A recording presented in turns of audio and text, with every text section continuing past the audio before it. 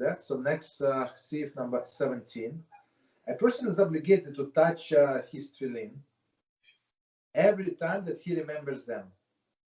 For a result of this habit, he will not come to totally divert his attention from them. Right? And I know, me personally, I saw this person. I don't know him personally, but I saw that person that would touch his tefillin like every minute. Like I was like, what's going on? Well, but apparently he was following this halacha very closely. So commentary. Furthermore, by touching them, often one will make sure that they have not moved out in its proper place, on a head, on an arm. So basically, I mean, if you don't jump around, so they should be in place. I mean, unless you do some movements. I mean, if you just read the Siddur, they should be in a place, but you never know. Okay, so it's better, as I say, check as many times as possible. Okay, he should first touch the shel yad on the hand, and then afterwards shel rosh. Commentary. The shel yad is touched first because it is closer to the hand.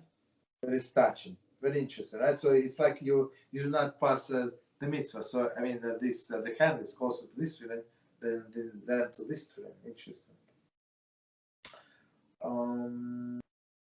To touch the shel rosh first would have passed by the shel yad, and we may not pass over the object of the mitzvah to do another. Says Mishnah Berurah 28:3. Okay. So 190. Okay, continue. It is a fine custom to touch each tefillin at the point of recitation Shema that mention command of tefillin. That's what it says. I mean, it's fine custom, but that's what it says in our Siddurim, right? When it says that find it on the arm and put it between your eyes. I mean, so but he said it's nice custom of HaShem. There is upon saying the verse, bind them as a sign. Here we go. Upon your arm, he should touch the shel yad and then kiss his hand. Then upon saying, let them be tefillin between your eyes, he should touch the shel rosh and kiss your hand. That's exactly what we do. Okay.